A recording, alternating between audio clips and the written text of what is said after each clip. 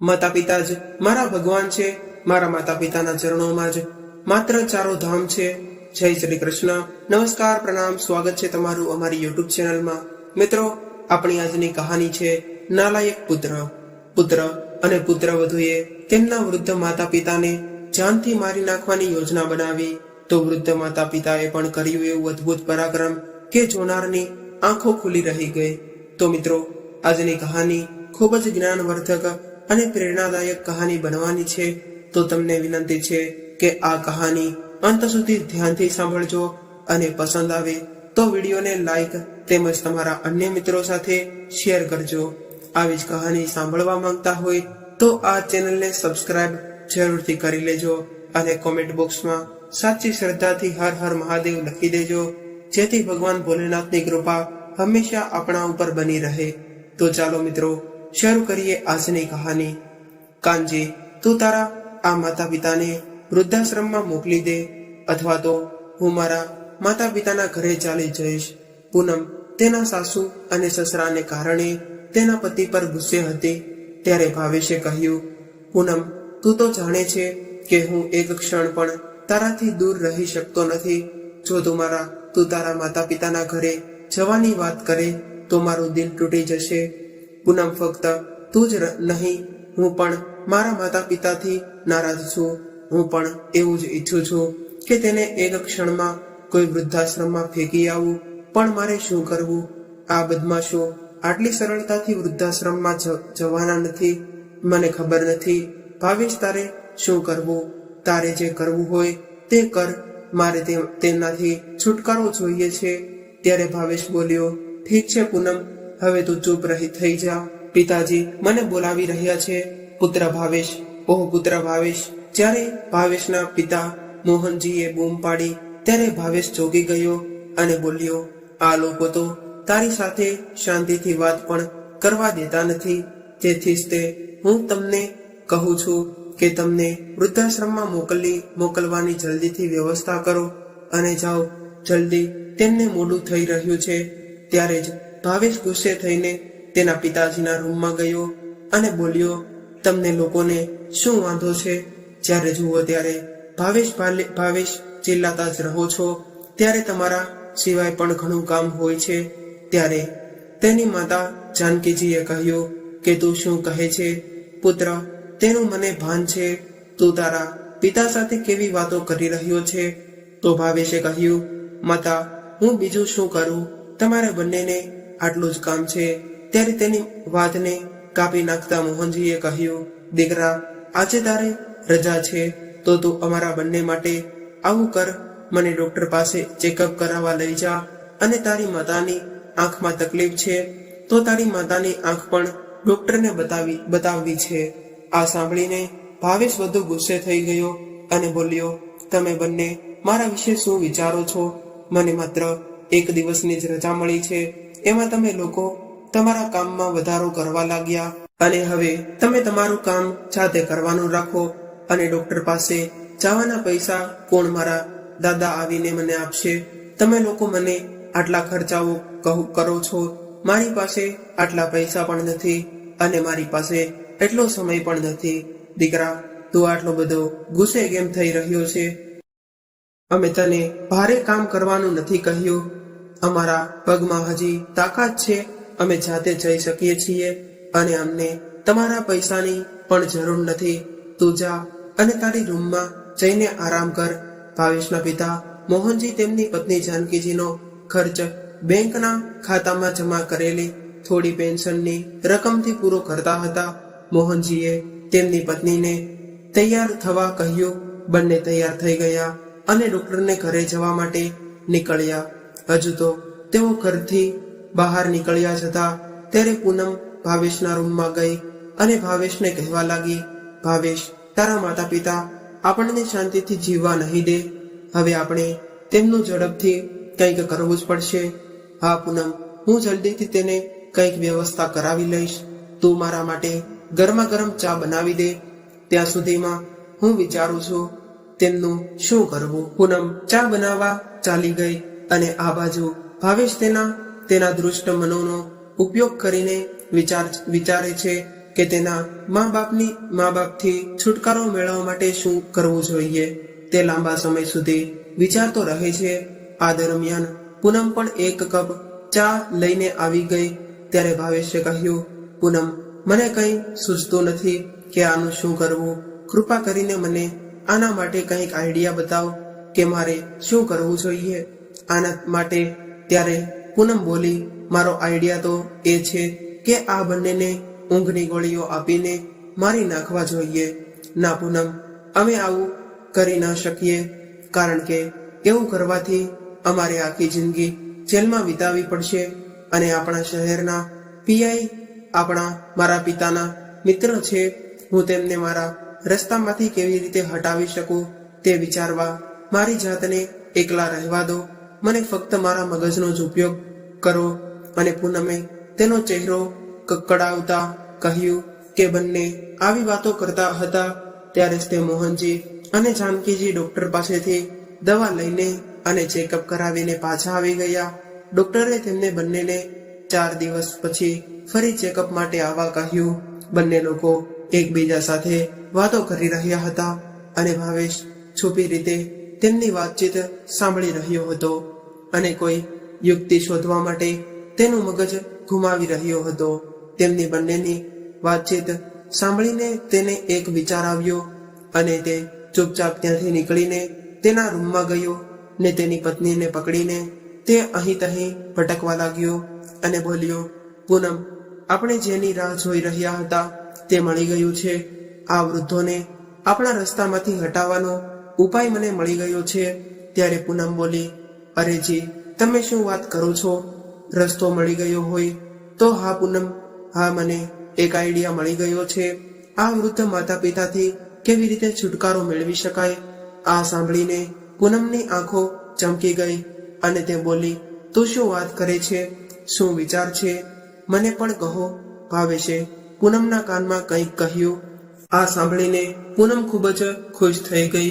હવે પૂનમ, તું જ હવે મા બાપને બાટલીમાં પૂરી દે અને હું પણ એક આદર્શવાદી દીકરો બની જાઉં. પછી તું જોઈ લે. મારી કલામ ઠીક છે. આજથી અમારું મિશન શરૂ થાય છે. પૂનમ અને ભાવેશે બંનેએ હાથ મેળવ્યા અને પોતપોતાના કામમાં વ્યસ્ત થઈ ગયા. પૂનમ તેના સાસુ સસરા માટે જઈને બોલી કે મમ્મી પપ્પા, હું તમારા માટે ગરમ દૂધ લાવું છું, મહેરબાની કરીને પી લ્યો. તે બંને તેમની હોશિયાર આંખોથી આશ્ચર્યથી પૂનમને જોવા લાગ્યા, કારણ કે પૂનમ દૂધ તો શું પાણીનો એક ગ્લાસ પણ આપી શકતી ન હતી. આ જોઈને પૂનમ બોલી, બાબુજી, તમે શું વિચાર કરી રહ્યા છો? લો, કેટલા પ્રેમથી હું તમારા માટે દૂધ લઈને આવી છું, પી લ્યો. પછી બંનેએ તેના હાથમાંથી દૂધ લીધું અને પીવાનું શરૂ કર્યું. પૂનમ દૂધ પૂરું થાય તેની રાહ જોવા લાગી. જેવું જ દૂધ પૂરું થયું કે ગ્લાસ બાજુમાં રાખીને તે તેના સાસુના પગ દબાવવા લાગી. એટલામાં ભાવેશ પણ રૂમમાંથી આવે છે અને તે પણ બાપુજીના પગ દબાવવા લાગે છે. અને મોહનજી પણ અને જાનકીજી આશ્ચર્યથી બંનેને જોઈ રહ્યા હતા. તેઓ કશું સમજી શક્યા ન હતા કે આ શું થઈ રહ્યું છે. પૂનમ અને ભાવેશે થોડીવાર તેના પગ દબાવ્યા. પછી માતા અને બાપુજી સૂઈ ગયા અને તે બંને પણ તેના રૂમમાં ચાલ્યા ગયા. તેમના રૂમમાં આવ્યા પછી પૂનમ બોલી, હે ભગવાન, હું કેવી રીતે સહન કરી શકતી હતી આ બધું, તે મને ખબર ન હતી. તો ભાવેશે કહ્યું, બસ 3 દિવસની વાત છે, પછી તો ચાંદની રાત છે. બંને આવું બોલતા બોલતા સૂઈ ગયા. બીજા દિવસે પવન ઓફિસેથી ઘરે આવ્યો ત્યારે તેની માતા માટે નવી સાડી અને બાપુજી માટે ધોતી લઈને આવ્યો અને તે આવવાની સાથે જ સીધો તેના માતા પિતા સાથે પાસે તેમના રૂમમાં ગયો અને તેમને સાડી અને ધોતી બતાવીને કહેવા લાગ્યો, હું આજે તમારા માટે નવા કપડાં લાવ્યો છું. આ જોઈને જાનકીજી અને મોહનજી ખૂબ જ ખુશ થઈ ગયા. પછી ભાવેશ થોડી વાર બંનેની પાસે બેસીને પોતાના રૂમમાં ગયો તો પૂનમે તેને કહ્યું, આ વૃદ્ધો પણ બહાર નીકળવાની વખતે પણ ખર્ચો કરાવે છે. કોઈ વાંધો નહીં, કંઈ મેળવવા માટે તારે કંઈ ગુમાવવું તો પડશે જ. તે સોફા પર બેઠેલી તેની પત્ની પૂનમે કહ્યું. તે જાણતી હતી કે મોહનજી ને શેરડીનો રસ અને તેની ખીર ખૂબ જ ભાવે છે, તેથી તેણે તેમના માટે શેરડીનો રસ અને તેની ખીર તૈયાર કરી અને તે ખીર લઈને બાપુજી અને માતાના રૂમમાં ગઈ અને કહ્યું, બાપુજી, મને ખબર હતી કે તમે શેરડીના રસની ખીર ખાવાના ખૂબ જ શોખીન છો. તમને કેવી રીતે ખબર પડી? જાનકીજીએ તેમની પુત્રવધૂને પૂછ્યું.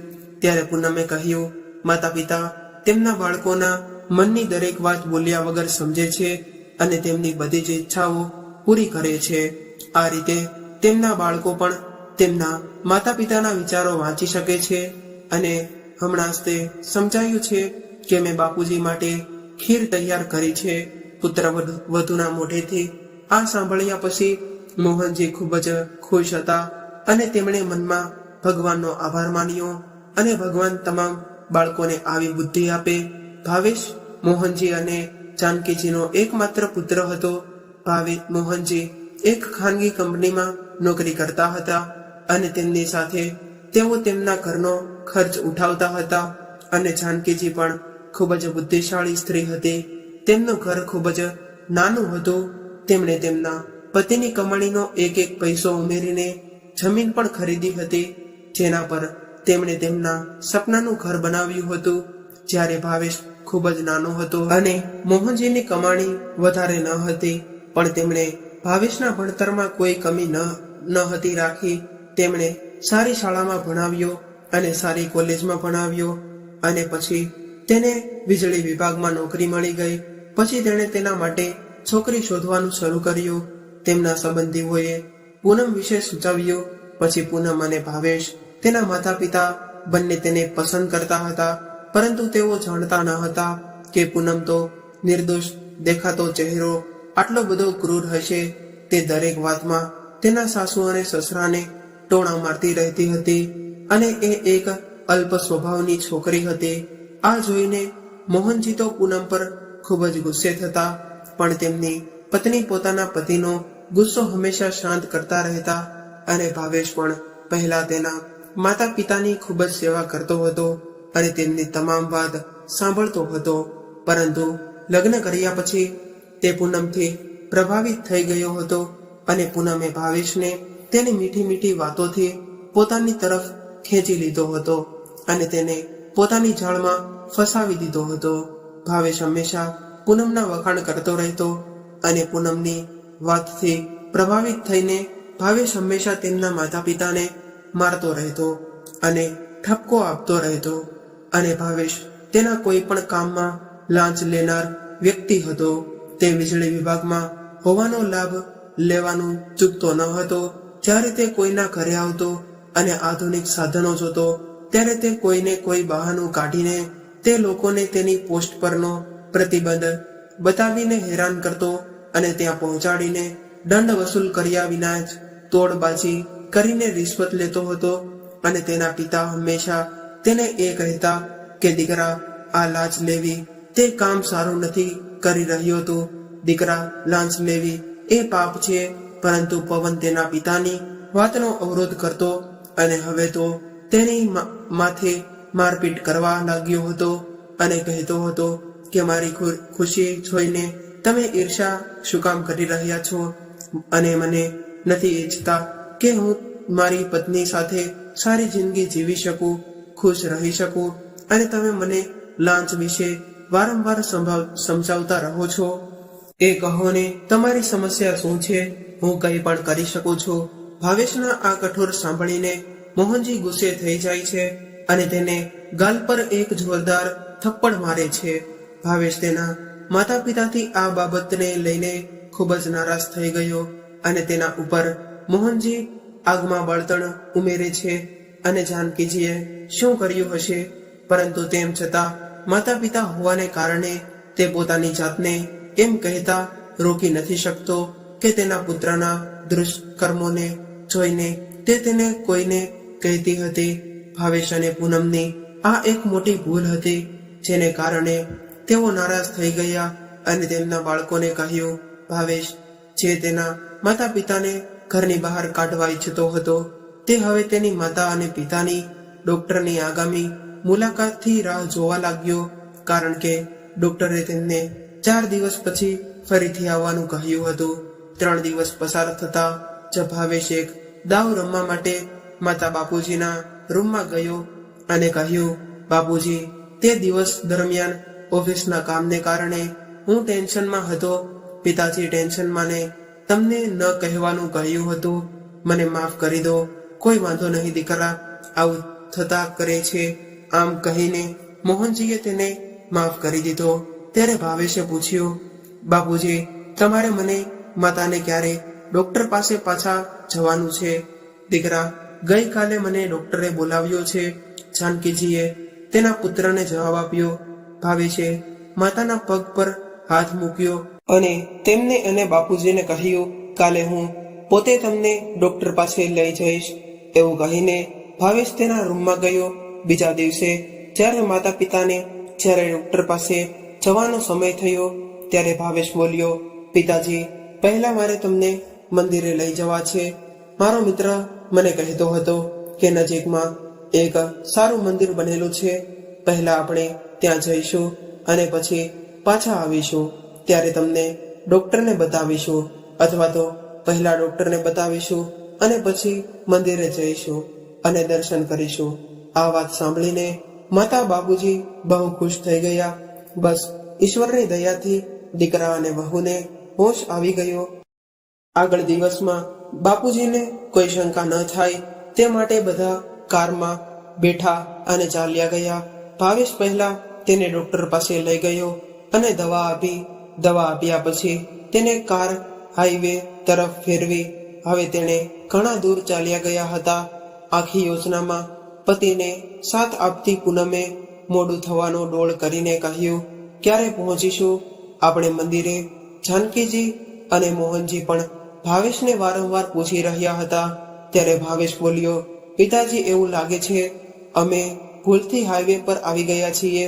થોડી વાર પછી કાર ઘર ઘર અવાજ કરતી અટકી જાય છે, જે ભાવેશના પ્લાનનો એક ભાગ હતો. ત્યારે ભાવેશ અસ્વસ્થ હોવાનો ડોળ કરવા લાગે છે અને તેના માતા પિતાને બતાવે છે કે તે તેના કારણે કેટલો પરેશાન છે. કાર ખરાબ થયેલી જોઈને તે નીચે ઉતરે છે અને બોનેટ ખોલે છે અને તપાસ કરવાનું શરૂ કરે છે. પછી તે ફરીથી બોનેટને બંધ કરે છે અને તેના માતા પિતાને કહ્યું કે કાર ખરાબ થઈ ગઈ છે. લાગે છે કે અમારે કોઈ મિકેનિકને બોલાવવું પડશે. એણે આજુબાજુમાં જોયું અને બોલ્યો, તમે બધા અહીં રહો, હું હમણાં કોઈ મિકેનિકને ગોતું છું. અને ભાવેશ ત્યાંથી જવા લાગ્યો. પછી જાનકીજીએ કહ્યું કે દીકરા, રસ્તો ખૂબ જોખમી લાગે છે, તારું ધ્યાન રાખશે. અને ભાવેશ થોડી વાર અહીંયા ત્યાં ભટકે છે અને પાછો આવે છે અને કહે છે કે અહીં એક પક્ષી પણ દૂર સુધી દેખાતો નથી. હવે શું થશે કે રાત પણ આવી ગઈ છે? પૂનમે ડરતા ડરતા પૂછ્યું.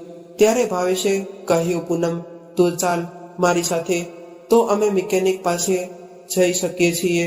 પછી અમે મિકેનિક પાસે જઈને કાર રિપેર કરાવી શકીએ. પછી તેણે તેના માતા પિતાને કહ્યું, બાપુજી, તમે બંને અમારી રાહ જુઓ, અમે થોડી વારમાં કાર રિપેર કરાવીને આવી જશું. ત્યારે જાનકીજી અને મોહનજી ખૂબ જ ડરી ગયા અને કહેવા લાગ્યા, દીકરા, આ રસ્તો ખૂબ જ ખરાબ લાગે છે, ખૂબ જ વેરાન છે. અહીં આસપાસ ગાઢ જંગલ પણ છે. તું ધ્યાન રાખજે અને તમે અમને જલ્દી પાછા આવજો. બાપુજી, તમે ચિંતા ન કરો, અમે ઝડપથી પાછા આવી જશું. એમ કહીને ભાવેશ અને પૂનમે બળજબરીથી કારને ધક્કો મારવાનું નાટક કર્યું અને તેમના વૃદ્ધ માતા પિતાને આવા નિર્જન હાઈવે પર એકલા મૂકીને ચાલ્યા ગયા. ત્યારે પૂનમે કહે છે કે ચાલો, આખરે આ વૃદ્ધોથી છુટકારો તો મળી ગયો ને, હવે મને શાંતિ મળી જશે. અને ભાવેશ પૂનમના ગાલ ખેંચતાને કહે છે, ડાર્લિંગ, હવે હું ખૂબ જ ખુશ છું. આ બાજુ જાનકીજી અને મોહનજી નિર્જન હાઈવે પર તેમના પુત્રની રાહ જોઈ રહ્યા છે અને મોડું થઈ રહ્યું છે. પણ ભાવેશ હવે ક્યારે આવવાનો હતો? પહેલેથી જ બાપુજી ચિંતામાં હતા. હવે તો રાત થઈ ગઈ હતી અને તે ભૂખ અને તરસને કારણે મરી રહ્યા હતા. માતા અને બાપુજી હાઈવે પર ઠંડીને કારણે ઠરી જાય છે અને એક પથ્થર પર બેસી ગયા. ત્યારબાદ એક પોલીસ અધિકારીની કાર ત્યાંથી પસાર વરિષ્ઠ પોલીસ અધિકારી મનુપ્રસાદ દુબે હતા. આ રીતે આટલી અંધારી રાત્રે સુમસાન હાઈવે પર આ વૃદ્ધ દંપતીને જોઈને તે કાર રોકી અને તેને નીચે ઉતરે છે અને તેમની પાસે આવીને કહ્યું, કાકા, તમે કોઈ આટલી મોડી રાત્રે આ સુમસાન હાઈવે પર એકલા શું કરી રહ્યા છો? ત્યારે મોહનજી દુબેજીને બધી જ વાત કહી સંભળાવી. તેમની વાત સાંભળીને દુબેજી ખૂબ જ આશ્ચર્યચકિત થઈ ગયા અને ગુસ્સે પણ થાય છે. બીજી બાજુ પૂનમ અને તેનો પતિ ભાવેશને પૂછ્યું કે એવું ન બને કે તે બંને કોઈની પાસેથી લિફ્ટ લઈને ઘરે પહોંચે. અરે ના પૂનમ, તને ખબર છે ને કે જંગલ કેટલું ગાઢ છે. ત્યાં કોઈ ચોર લૂંટેરા તેમને લૂંટી લેશે, કાં તો તેમના પર કોઈ જંગલી જાનવર હુમલો કરશે, અથવા તો તેઓ ભૂખને કારણે વેદનામાં મરી જશે. ભાવેશ પૂનમને સમજાવતા કહે છે અને બીજી તરફ જાનકીજી અને મોહનજી ખરાબ રીતે રડી રહ્યા હતા. તેઓ માની શકતા ન હતા કે તેમનો શાશ્વત પુત્ર તેમની સાથે આવું કામ કરશે. તે આ કેવી રીતે કરી શકે? દુબેજીએ તેને ચૂપ કરાવ્યા, આશ્વાસન આપ્યું અને ખવડાવ્યું. પછી પોતાનો પરિચય આપ્યો અને કહ્યું, અંકલ, હું સિનિયર ઓફિસર છું. મારી થોડા સમય પહેલા ટ્રાન્સફર કરાવવામાં આવી છે. મારો પરિવાર આ શહેરમાં જ રહે છે. પછી તેણે કહ્યું, અંકલજી, તમે બંને મારા મિત્રો છો.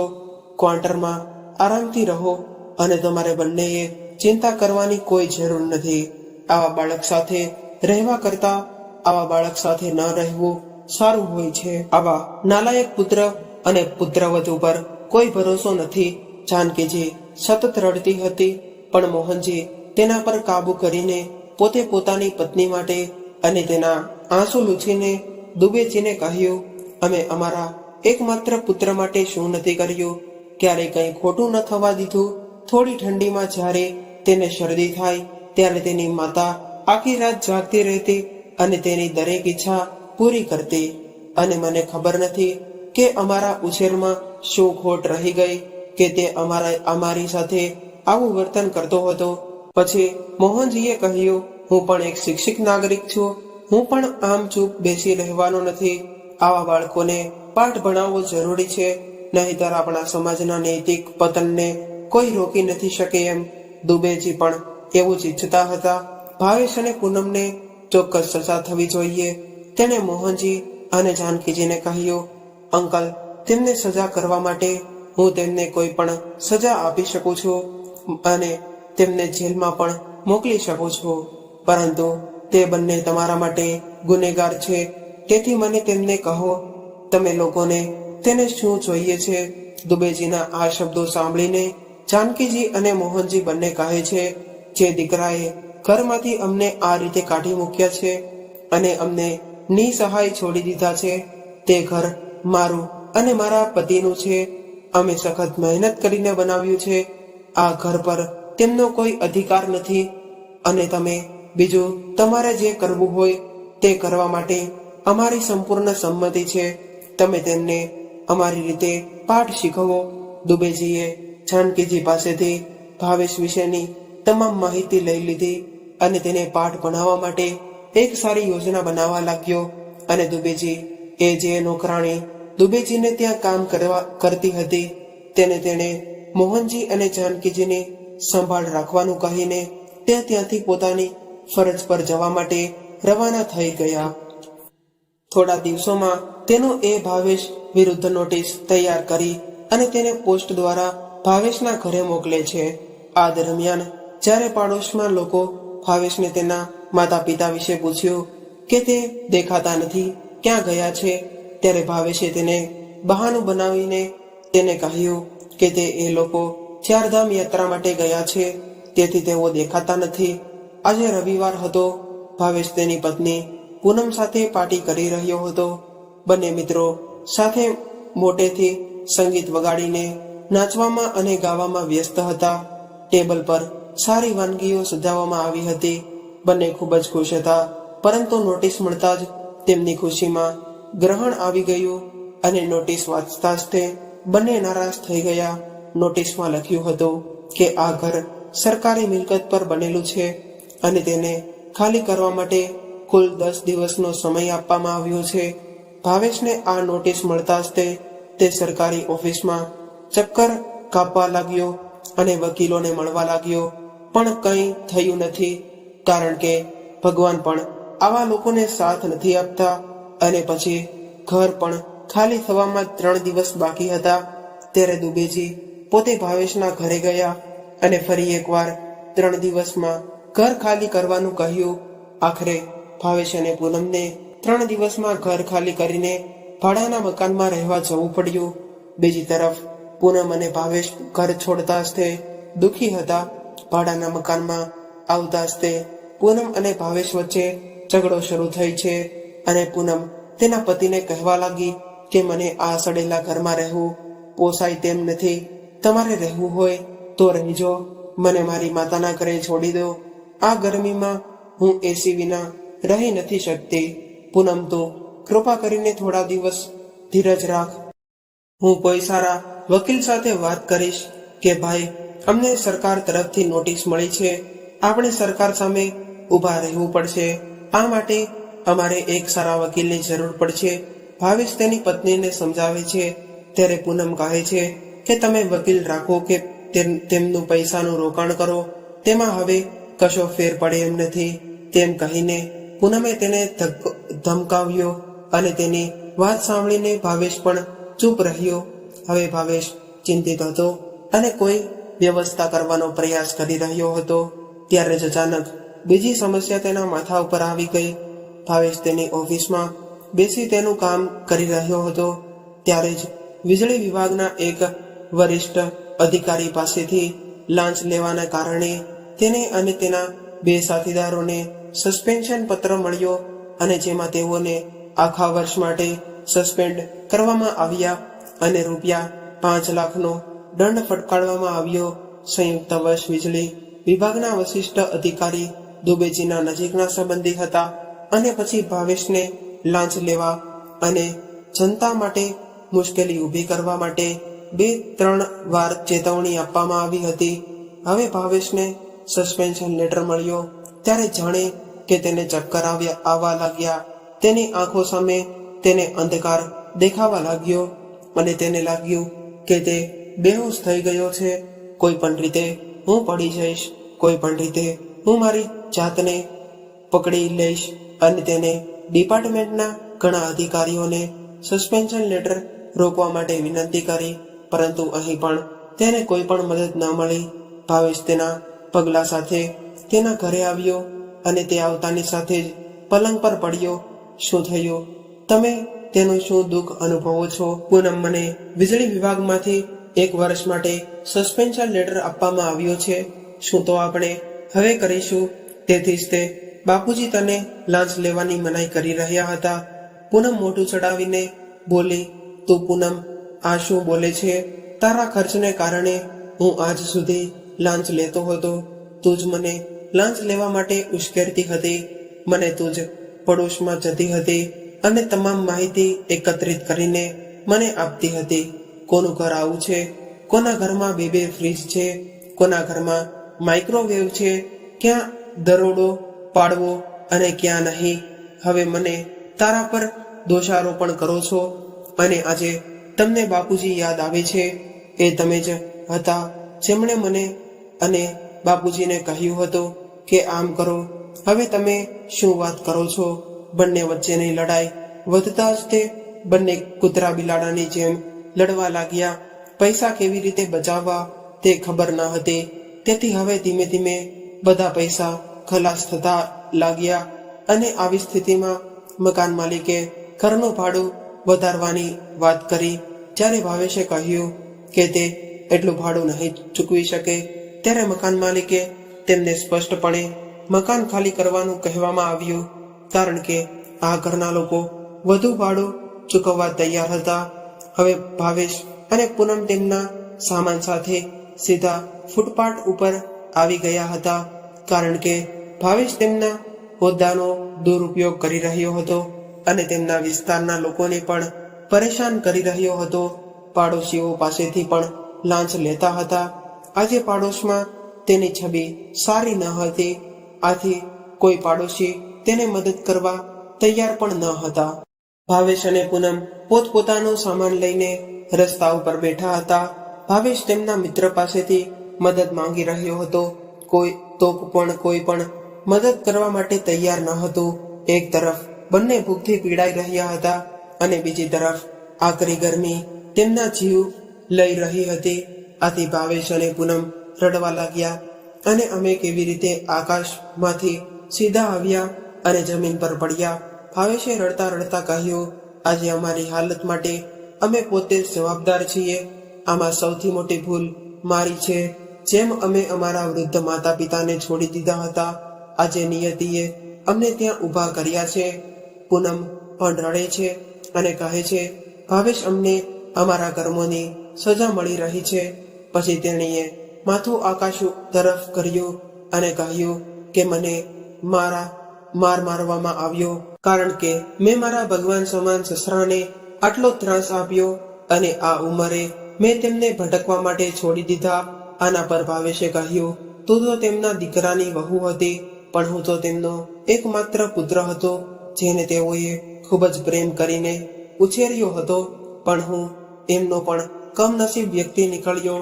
બોલતા બોલતા ભાવેશ જોર જોરથી રડવા લાગ્યો. તેનો અવાજ તેના ગળામાં અટવાઈ જાય છે અને મારા મનમાં મારા બાપુજી મને ખરાબ નથી કે એ લોકો ક્યાં હશે, તે જીવિત હશે કે નહીં. ત્યારે પૂનમ કહેવા માંડે છે, તમે સાચા છો, અમે ઘણું ખોટું કર્યું છે, ચાલો માતા અને પિતાને શોધવા જઈએ. તે દરમિયાન દુબેજીએ જે દૂર બેસીને ચાની ચુસ્કી લેતા હતા તે તેની સામે જોઈ રહ્યા હતા. ભાવેશ આવ્યો ત્યારે તેણે તેને જોતા જ તેને ઓળખી લીધા અને કહ્યું, સાહેબ, તમે એ જ ઓફિસર છો ને જે દિવસે તમે અમારા ઘરે આવ્યા હતા? હા, હું એ જ છું, દુબેજીએ કડક સ્વરમાં જવાબ આપ્યો અને પછી પૂછ્યું કે તમે લોકો અહીં રસ્તા પર આવી વસ્તુઓ લઈને કેમ બેઠા છો? મેં તો તમને ઘણા સમય પહેલા રજા આપી હતી. શું તમે ત્યાંથી ભૂતની જેમ અહીં નથી ભટકી રહ્યા ને? ત્યારે આ સાંભળીને બંનેએ માથું નમાવ્યું. પછી દુબેજીએ કહ્યું, આવો, ઉઠો, મારી જીપમાં બેસો. દુબેજીની વાત સાંભળીને ભાવેશે કહ્યું, અમારો સામાન તેને જોઈને જેમ છે તેમ રહેવા દો, હું તેને લેવડાવી લઈશ. કાર તમે બંને મારી જીપમાં બેસો. અને બંને જીપમાં બેસે છે અને જ્યારે તે જીપમાં તેના ઘરની સામે ઊભી રહે છે ત્યારે બંને એકસાથે આશ્ચર્યચકિત થઈ જાય છે અને કહે છે કે તમે અમને અમારા ઘરે લઈ આવ્યા છો. તેઓ અંદર જાય છે અને ત્યાં મા અને બાપુજીને જોઈને તે બંને આશ્ચર્યચકિત થઈ ગયા અને તેમના પગ નીચેથી જમીન સરકી ગઈ અને સુખ દુઃખ અકળામણ બધી લાગણીઓ તેમના મનમાં એક સાથે જીવી રહી હતી. બંને રડતા રડતા મા બાપુજીના પગે પડીને માફી માંગવા લાગે છે, પણ જાનકીજી પોતાના ગુસ્સા પર કાબુ ન રાખી શક્યા અને તે ભાવેશને ગાલ પર એક જોરદાર થપ્પડ મારી દીધી અને જેનાથી ભાવેશ તેના બીજા ગાલને ખસેડીને કહે છે, બાપુજી, તમે અમે ગમે તેટલી થપ્પડ મારશે, અમે કરેલા પાપની ભરપાઈ કરશે તે ઓછું છે. બાપુજી, અમને બંનેને જોરથી મારો અને પાપ કર્યું છે જેથી અમે સજાને પાત્ર છીએ.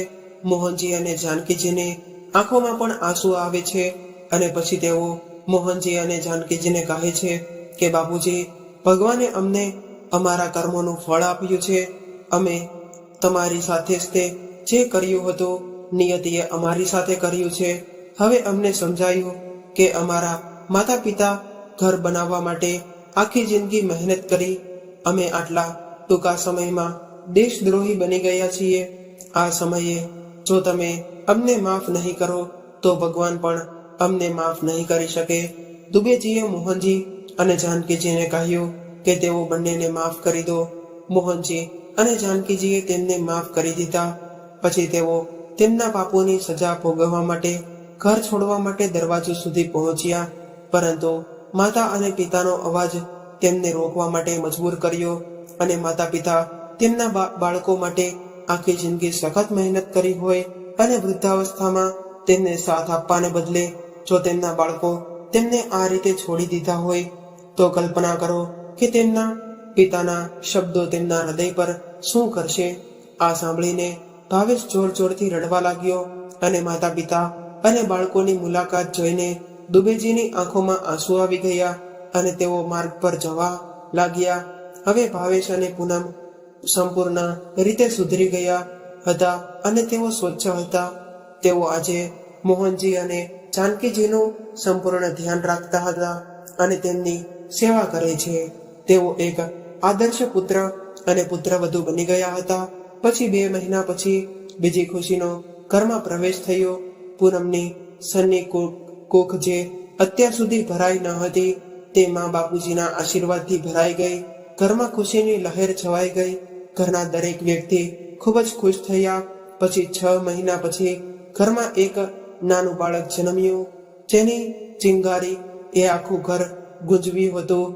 હવે મોહનજી અને જાનકીજી તેમના પૌત્રને જોઈ રહ્યા છે અને આ દિવસ ફરી દેખાવા માટે ભગવાનનો આભાર માને છે. પ્રિય મિત્રો, મને આશા છે કે તમને મારી આ કહાની પસંદ આવી હશે. જો તમને મારી આ કહાની પસંદ આવી હોય તો કૃપા કરીને અમારા વિડીયોને લાઈક અને તમારા મિત્રો સાથે શેર કરજો અને આવી જ કહાની સાંભળવા માટે આ ચેનલને સબસ્ક્રાઇબ કરો. હવે ફરી મળીશું એક નવી કહાની સાથે. ત્યાં સુધી તમામ મિત્રોને જય શ્રી કૃષ્ણ, રાધે રાધે, હર હર મહાદેવ.